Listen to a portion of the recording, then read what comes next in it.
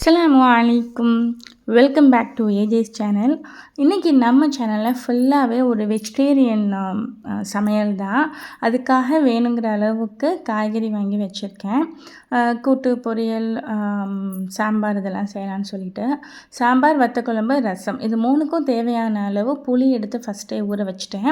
இப்போ சாம்பாருக்கு வந்து பருப்பு வேக வச்சிடலான்னு சொல்லிட்டு பருப்பு நல்லா 2 டைம் வாஷ் பண்ணிவிட்டு பருப்புலேயே வந்து வெங்காயம், தக்காளி, அதுக்கப்புறம் பூண்டு, மிளகு, சீரகம், மஞ்சத்தூள் இதெல்லாம் போட்டுட்டு மூழ்கிற அளவுக்கு தண்ணி ஊற்றி ஒரு 3 விசில் கொடுத்துக்கிட்டேன். இது வந்து கடப்பருப்புங்கிறதுனால 3 விசில் கொடுத்துக்கிட்டேன்.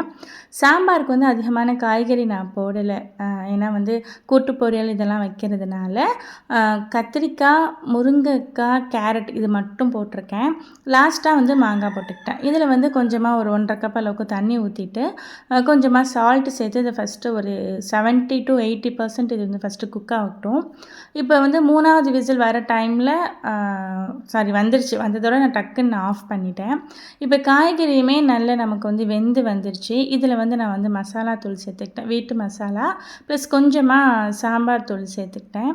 சேர்த்து நல்லா இன்னும் வேகட்டும். பருப்பு பாருங்கள் நல்லா குழஞ்சும் போகலை, அதே மாதிரி வேகாமையும் இல்லை. நல்ல கரெக்டான கன்சிஸ்டன்சிக்கு பருப்பு நல்லா சூப்பராக வெந்து வந்துருச்சு.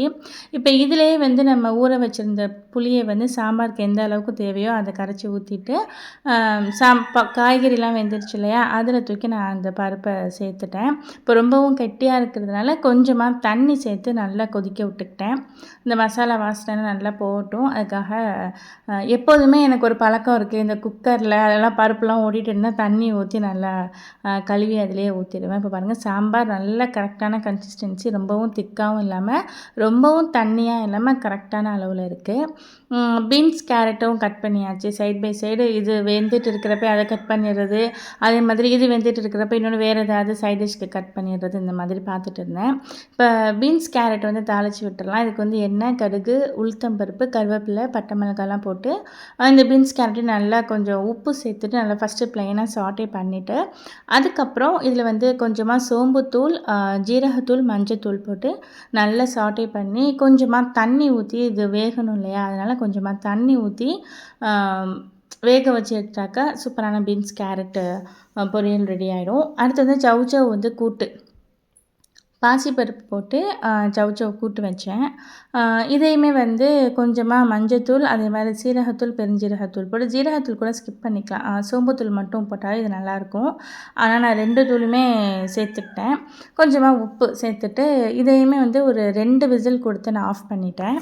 நமக்கு 2 சைட் டிஷ் முடிஞ்சிருச்சு. 3வதாக பொட்டேட்டோ, உருளைக்கிழங்கு இல்லாத ஒரு சாம்பார், ரசம் சாப்பாடு இருக்காது. நான் வந்து உருளைக்கிழங்குக்கு வந்து வெங்காயம், கடுகு, கருவேப்பிலை இது கூடவே வந்து பூண்டு நல்லா நச்சு போட்டுக்கணும். அப்புறம் மஞ்சத்தூள், மிளகாய்த்தூள் இது கூடவே சாம்பார் தூள் வந்து உருளைக்கிழங்குக்கு சேர்த்துக்கிட்டோங்க இன்னும் நல்ல டேஸ்ட்டாக இருக்கும். இது எல்லாமே சேர்த்துட்டு கூடவே பெருங்காயத்தூளும் நல்லா சேர்த்து ரொம்பவும் தண்ணி ஊற்றாமல் நல்லா சாட்டே பண்ணிகிட்டே இருந்தோம்னாக்கா ரொம்பவே சூப்பரான பொட்டேட்டோ ஃப்ரையும் நமக்கு ரெடி ஆகிடுச்சு. பாசிப்பருப்பு போட்டு சௌசௌ கூட்டு வந்து அதுவும் நல்லா வெந்து வந்துருச்சு. இதுக்கு நம்ம இப்போ லாஸ்ட்டாக தாளிப்பு மட்டும் கொடுத்தாலே போதும். இதையும் நான் சைட் பை சைடு எடுத்து வச்சுட்டேன். இப்போ ஃபஸ்ட்டு தாளிப்பு வந்து சாம்பாருக்கு கொடுத்துக்கலாம். சாம்பார் நம்ம தாளிக்கல, ஜஸ்ட்டு பருப்பு, காய்கறி எல்லாம் வேக வச்சதோடு தான் இருக்குது. இதுக்குமே வந்து எண்ணெய் ஊற்றிட்டு கடுகு, கருவேப்பிலை, வெங்காயம், பட்டை மிளகாய் இதெல்லாம் சேர்த்துட்டு சாம்பார் தாளிக்கிறப்ப எப்போதுமே மிளகாய்த்தூள் இல்லைனாக்கா நம்மக்கிட்ட சாம்பார் தூள் இருந்துச்சுன்னா அது சேர்த்துக்கலாம். அது சேர்த்து நல்லா சாட்டே பண்ணிவிட்டு நம்ம வந்து சாம்பாரில் தாளித்து விட்டோம் அப்படின்னாக்கா பார்க்கவே ரொம்பவே கலர்ஃபுல்லாக இருக்கும். அதே மாதிரி ரொம்பவும் டேஸ்ட்டாகவும் இருந்துச்சு அன்றைக்கி நான் வச்ச சாம்பார். அடுத்தது ரசம். ரசம் என்னோடய ஒரு ஃபேவரட் டிஷ்ஷுன்னே சொல்லலாம். சில சமயம் ரொம்பவே சூப்பராக வந்துடும் ரசம் எனக்கு. அதே மாதிரி அன்றைக்கி செஞ்ச ரசம் ரொம்பவே சூப்பராக இருந்துச்சு. நான் சாம்பாருக்கு வச்சுருந்த பருப்பில் கொஞ்சமாக ஒரு 2 டேபிள் ஸ்பூன் மாதிரி எடுத்து இந்த புளியிலையே நல்லா கரைச்சி விட்டுட்டு மிளகு, சீரகம், பூண்டு எல்லாம் தட்டி போட்டு ரொம்பவே சூப்பரான ஒரு தக்காளி ரசம் வச்சாச்சு. அதுக்கப்புறம் வத்தக்குழம்பு வந்து நான் வந்து ஷேர் பண்ணணுன்னு தான் நினச்சிட்டே இருந்தேன். எங்கள் அக்கா அப்போ தான் வந்தாங்க. அதனால் டக்கு அக்காட்ட பேசிகிட்டே டக்குன்னு நான் வீடியோ எடுக்காமல் நான் வந்து ஃபுல்லாக முடிச்சிட்டேன். அதுக்கப்புறம் தான் சரி ஃபைனலாக அதையாச்சும் நம்ம காட்டுவோம்னு சொல்லிவிட்டு நான் அந்த சாட்டே பண்ணதை மட்டும் உங்கள்கிட்ட காமிச்சேன். இப்போ வந்து தாளிப்பு கொடுத்துடலாம் வத்தக்குழம்புக்கு. நான் ஃபஸ்ட்டு அந்த தவாவில் காமிச்சேனையா, அதை வந்து ட்ரை ரோஸ்ட் பண்ணிவிட்டு நல்லா பவுட்ரு பண்ணி பண்ணிக்கணும். இன்ஷால்லா நான் வத்த குழம்பு ரெசிபி வந்து நான் இன்ஷால்லா தனியாக நான் ஷேர் பண்ணுறேன். வத்தக்குழம்பு, பூண்டு, வெங்காயம், கடுகு, கருவேப்பிலை இதெல்லாம் கொடுத்து நல்லா சாட்டே பண்ணிவிட்டு, நல்லா ஒரு 2 தக்காளி நைஸாக சாப் பண்ணி வச்சுருக்கேன். அதையும் சேர்த்து தக்காளி நல்லா சாஃப்டாக குழஞ்சி வந்ததுக்கப்புறம், அதுலேருந்து எண்ணெய் பிரிஞ்சு வந்ததுக்கப்புறம், இதில் வந்து ஒரு டீஸ்பூன் மாதிரி மிளகாய்த்தூள் சேர்த்துருக்கேன். அதையும் சேர்த்து நல்லா சாட்டே பண்ணிவிட்டு, நல்லா சூப்பரான ஒரு கலர் அதுலேருந்து வந்ததுக்கு அப்புறம், நம்ம சாட்டே பண்ணி அரைச்சி வச்சுருக்கோம் இல்லையா, அந்த ட்ரை இன்க்ரீடியன்ட்ஸ் அந்த மசாலா பவுடரை நான் வந்து ஒரு 4லேருந்து 5 டீஸ்பூன் வரைக்கும் சேர்த்துருக்கேன். சேர்த்துட்டு இது கூடவே நல்லா மிக்ஸ் பண்ணிக்கலாம். இதுக்கு பச்சை வாசனைன்னு பெருசாக இருக்காது. நம்ம ஆல்ரெடி ரோஸ்ட் பண்ணினது தான். அதனால அது நல்லா மிக்ஸ் பண்ணிவிட்டு புளி கரைச்சி வச்சுருக்கோம் இல்லையா, அதையும் இது கூட சேர்த்துட்டு தேவையான அளவு உப்பு போட்டுக்கணும். ரொம்பவும் திக்காக இருந்ததுனால நான் ஒரு 1/2 டம்ளர் தண்ணி ஊற்றி இதை நல்லா மூடி வச்சுட்டேன். இப்போ சைடில் நல்லா எண்ணெய் பிரிஞ்சு வந்ததுக்கு அப்புறம் வத்தல் வந்து ஃபஸ்ட்டே வறுத்து வச்சுக்கிட்டேன். சுண்டைக்காய் வத்தலும் கொத்தவரங்காய் வத்தலும் வறுத்து வச்சுக்கிட்டேன். அதையும் இதில் சேர்த்து நல்லா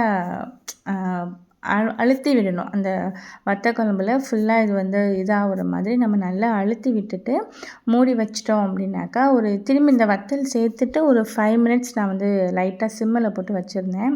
இப்போ பாருங்கள், ரொம்பவே சூப்பரான வத்த குழம்பு ரெடி ஆகிடுச்சு. ரொம்பவே டேஸ்ட்டாகவும் இருந்துச்சு, திக்னஸாக இருந்துச்சு. இன்ஷா அல்லாஹ் நான் வந்து அடுத்தடுத்த டைம் நான் செய்கிறப்ப கண்டிப்பாக நான் ஷேர் பண்ணுறேன் இதோட ரெசிபியை. மோரோவர் எல்லா டிஷ்ஷுமே முடிஞ்சிருச்சு. இன்னும் அப்பளம் மட்டும் தான் வறுக்கணும். அதுக்கிடையில் இங்கே சிங்கில் பார்த்தா ஜாமான் அப்படியே மலை மாதிரி சேர்ந்து போச்சு. டக்கு டக்கு டக்கு டக்குன்னு செஞ்சதில் இது வந்து ஆட்டுக்கு கழனி கஞ்சி இதெல்லாம் சேர்த்து வச்சுருக்கோம். இப்போ ஃபைனலாக சரி அப்பளம் பொரிச்சிடலாம் அப்படின்னு சொல்லிட்டு அதுவும் பொரிக்க ஸ்டார்ட் பண்ணிட்டேன். டக்குன்னு பொரிச்சு ஒரு சட்டியில் போட்டு உடனே, அதாவது அப்பளம் வந்து சாப்பாடு வைக்க போகிற டைமில் தான் அப்பளம் பொரிச்சேன். ஏன்னா சவுத்து போயிடும் இல்லையா, அதனாலன்னு சொல்லிட்டு ரொம்ப நல்லா கிறிஸ்பியாக சாப்பிட்டா தான் அப்பளமும் நல்லாயிருக்கும். அதனாலன்ட்டு நான் வந்து அந்த டைமில் தான் நான் வந்து அப்பளம் வந்து வறுத்தேன். இப்போ வந்து எல்லாத்தையும் எடுத்து வச்சாச்சு. நல்லா சூப்பரான சாம்பார், அதுக்கப்புறம் வத்த குழம்பு, அதுக்கப்புறம் ரசம், பீன்ஸ் கேரட் பொரியல், சவ் கூட்டு, உருளைக்கிழங்கு வறுவல், அப்பளம் அப்படின்ட்டு எல்லாமே அல்ஹம்துலில்லாஹ் சூப்பராகவும் இருந்துச்சு. டக்குன்னு செஞ்சுட்டு ஒரு 1:15க்கெலாம் எல்லாமே முடிஞ்சிருச்சு. அத்தை எல்லாருமே லுஹர் தொழுதுட்டு வர்றப்ப சாப்பாடு ரெடியாக இருந்துச்சு. அல்ஹம்துலில்லாஹ். நான்வெஜ் இது என்ன தான் நான்வெஜ் வகை வகையாக சாப்பிட்டாலும் இந்த மாதிரி வெஜிடேரியன் செஞ்சு சாப்பிட்றப்ப ரொம்பவும் திருப்தியாக இருந்துச்சு. டேஸ்ட்டாகவும் இருந்துச்சு. அதே அளவில் கொஞ்சம் நிறையாவும் சாப்பிட்டு முடிஞ்சிச்சு. இந்த வீடியோ உங்கள் எல்லாருக்கும் பிடிச்சிருந்தா கண்டிப்பாக லைக் பண்ணுங்கள், ஷேர் பண்ணுங்கள். என்னோடய சேனலை மறக்காமல் சப்ஸ்கிரைப் பண்ணுங்கள்.